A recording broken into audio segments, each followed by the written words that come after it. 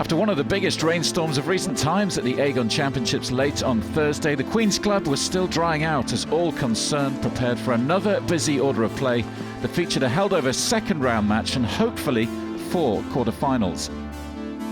First up, Roberto Bautista put the finishing touches to his rain-delayed contest with American Donald Young. The Spaniard began the day as set-up and he came out flying to complete a 6-4, 6-2 victory to set up a quarter-final with Milos Raonic. Andy Murray's title defence continued against wildcard Kyle Edmund in the first all-British quarter-final at the Queen's Club in the Open era. Murray knew he'd have to be on top of his game against the talented 21-year-old, and at times his tennis was spectacular. Good chase. Oh, a diving winner from Murray, getting value this afternoon at Queen's. The world number 2 was back on the deck midway through the second, but this time unintentionally. Oh no, that did not look nice. That fall seemed to unsettle Murray, and Edmund took his chance.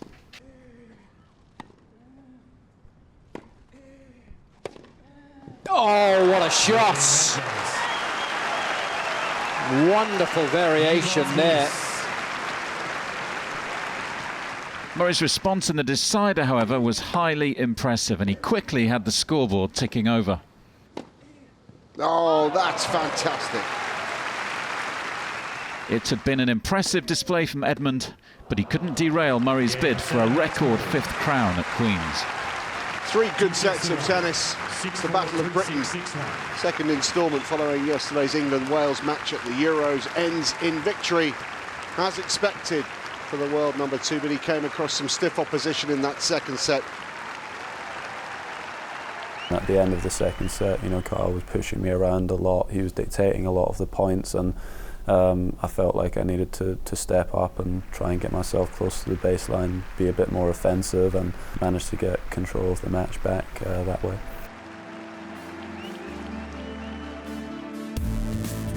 In the top half of the draw, Friday's first quarter-final on court saw Steve Johnson take on 5th seed Marin Cilic. It was Johnson who beat Richard Gasquet in the first round on Monday, who edged the opening tiebreak 7-3 before Cilic went up a break in the second. That's a lovely little ripper. The Croat took that set 6-3, and despite some Steve Johnson acrobatics, he took control of the decider too. He's down. Oh, unbelievable stuff from Johnson. He deserves to win the point, but he can't. Now Cilic will serve for the match.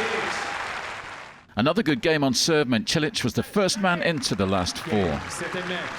Marin Cilic through to the semi-finals. Milos Raonic took a 3-love career record into his quarter-final with Roberto Bautista, who was back on court for a second time in the same day. 3rd seed Raonic was dominant in the early stages, using his big game to quickly build a first-set lead. It's good tennis. That's how to turn defence into attack. The opener was done and dusted in well under half an hour, and Raonic kept on pressing early in the second. With exactly 60 minutes on the clock, Raonic booked his place in the semi-finals. Game, set and match. Raonic. Comfortable win, big serving, and 2 sets. he'll be confident now 6-1. heading into the semi-finals. The last quarter-final of the day put Australian Bernard Tomic up against big serving lefty Gilles Muller. The two men split the first 2 sets before Tomic showed some impressive athleticism and hand skills to make an early move in the decider. Oh yes, it wasn't as good as Murray's earlier in the day, but it was decent. Tomic quickly built a 4-love lead, and soon afterwards he was home and dry. Game, Oh, nicely done. Finishes with considerable aplomb there. An excellent match. 2 sets to 1. 7-6, 4-6. Leighton Hewitt will be delighted because his charge has really applied himself this evening. It's Tomic who's safely through to the final 4. After 5 days of action, we're down to the semi-finals at the Aegon Championships with Murray, Cilic, Raonic and Tomic all eager to get their hands on the famous Queen's silverware.